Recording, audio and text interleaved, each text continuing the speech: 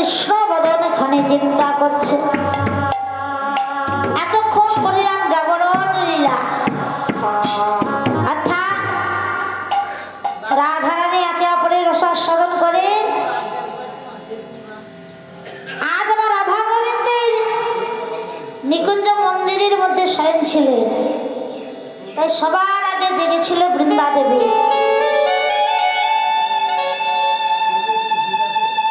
আর বৃন্দা দেবীর পর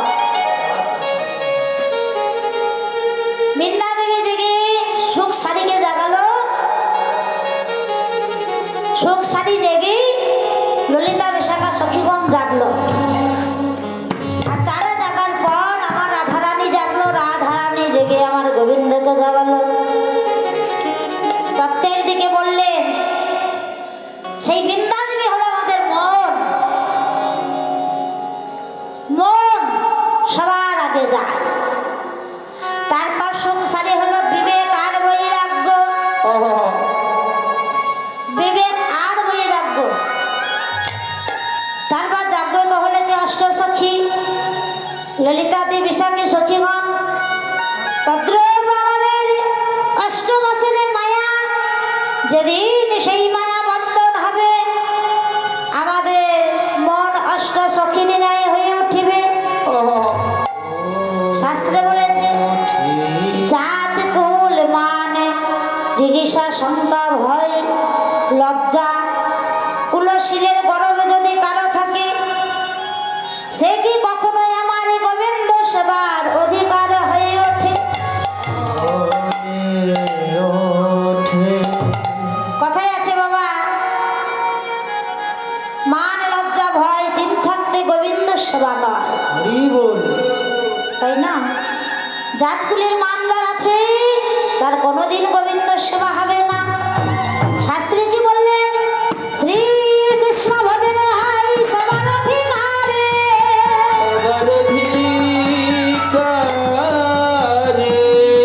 কিবা বিপ্র কিবা শূদ্র কিবা নর নারী।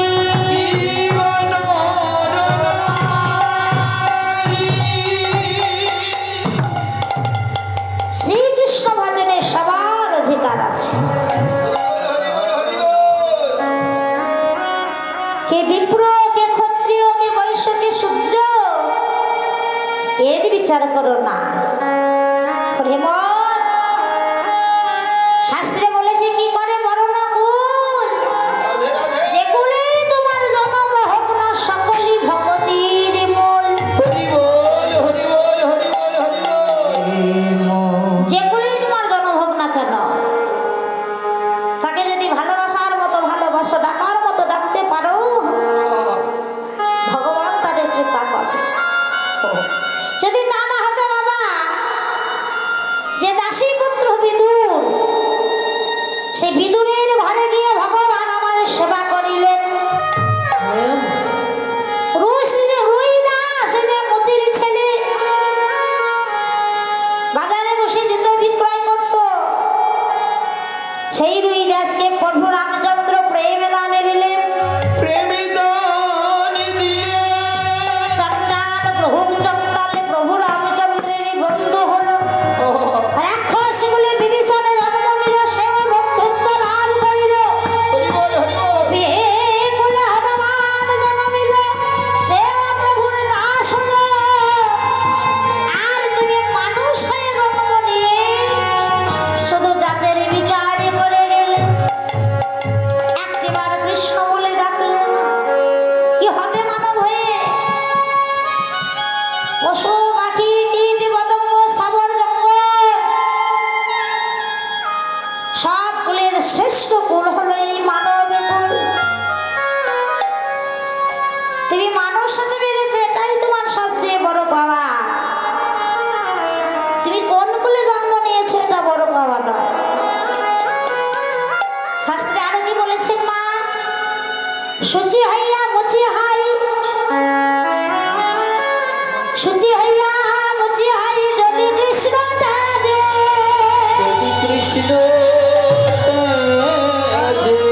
আর মুচি হইয়া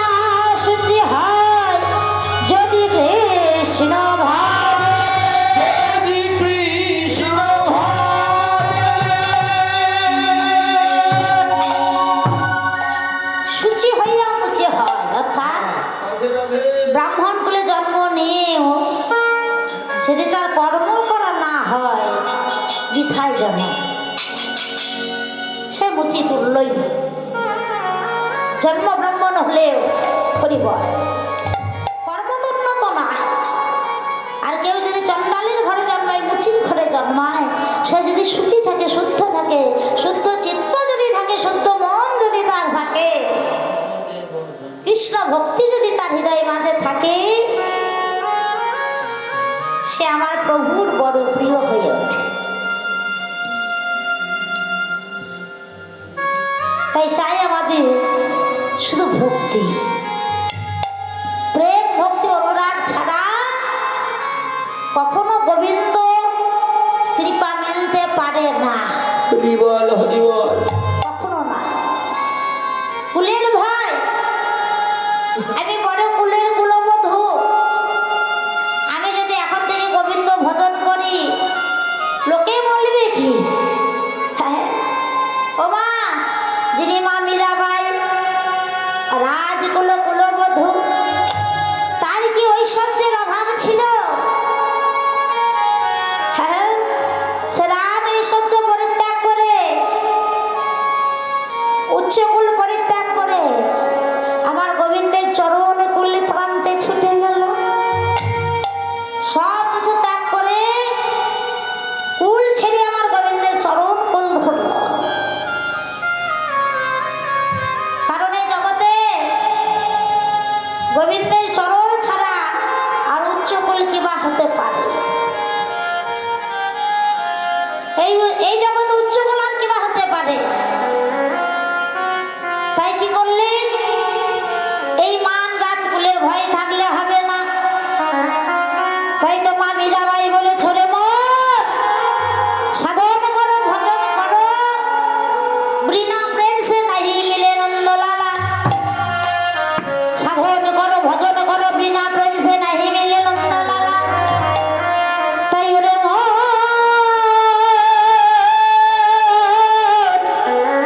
সাধন করে না চাহিরে মনোয়া, ভজন করে না চাহিরে, সাধন করে না চাহিদা মনোয়া, ভজন করনা चाहिए, साधन करना चाहिए मनुआ, भजन करना चाहिए, साधन करना चाहिए मनुआ।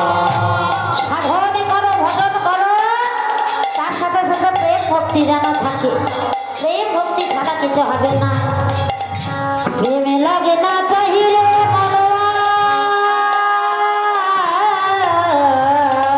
প্রেমে লাগে না চাহিরে মনোয়া, পিত করনা চাহিরে, প্রেমে লাগে না চাহিরে मनुआ,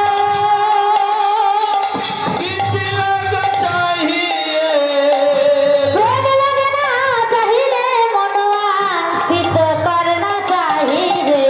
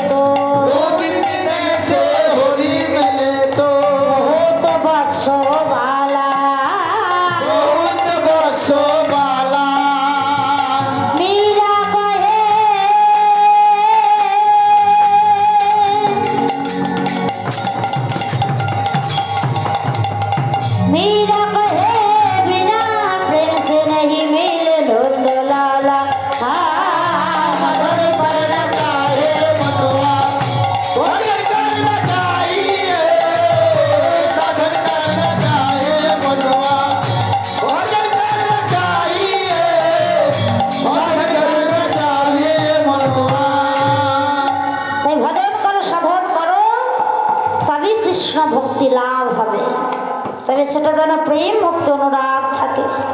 তাই আজকে সে অষ্টসখী জাগরণী রাধার স্বামী সেজে উঠল, একে একে বিদায় নিল। আর রাধা রানী আমার জাবটের মাঝে এসে গোবিন্দ বদনখানি ভাবি। এবার আমরা প্রবেশ করবো রসদগার লীলায়। রসদগার কি? যে রস আস্বাদনের গানের মাধ্যমে সেই রস আস্বাদিত হয়, সেটাই হলো রসদগার। যেমন পূর্বরাগ হইতে রাস রসোৎকারিত হয়, সর্বলীলার সর্বশ্রেষ্ঠ লীলা হয় রসদগার প্রকাশ হয়। রসদগার প্রকাশ হয়। সর্বলীলাকে নির্যাসিত করে যে রস, সেই রস আস্বাদন করেছে রাসলীলা। আর সেই রস উদ্গার করবে কখন? প্রভাতকালে। সেই রস পান করবে কারা মা? শ্যামলা ধবল, শ্যামলা বিমলা অবলা মঙ্গলা। তারা প্রভাতকালে আসে কোথায়? আমার রাধারানীর কাছে কৃষ্ণ কথা শুনবো বলে। কৃষ্ণ কথা শুনবো বলে শ্যামলা আবলা মঙ্গলা কমলা তারা আছে। আরে কৃপা শ্যামলা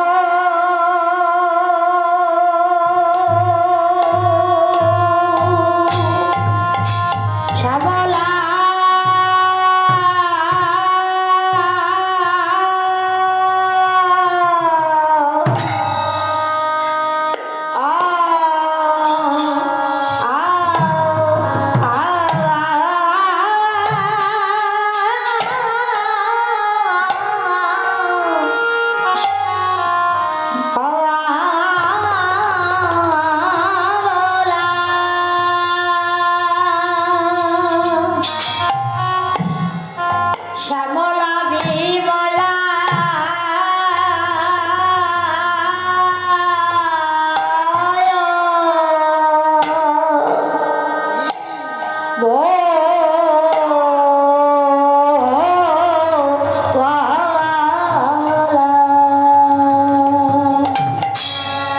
বলা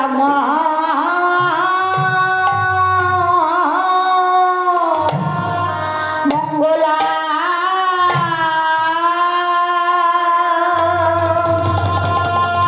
মঙ্গলা ও আইল রে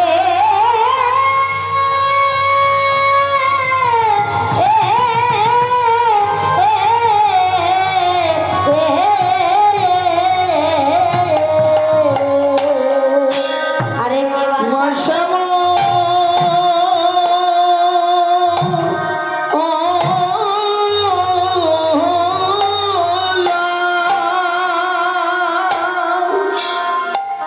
শ্যামলা বিমলা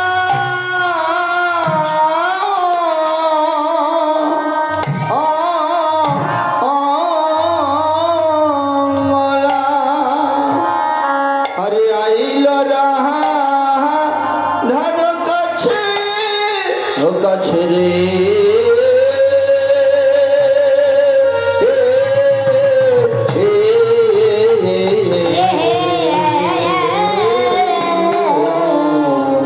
তারা রাধা রাধা বড় ভালো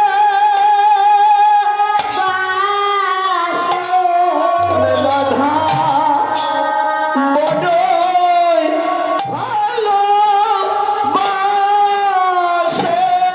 তারা রাধাকে বড় ভালো রাধাকে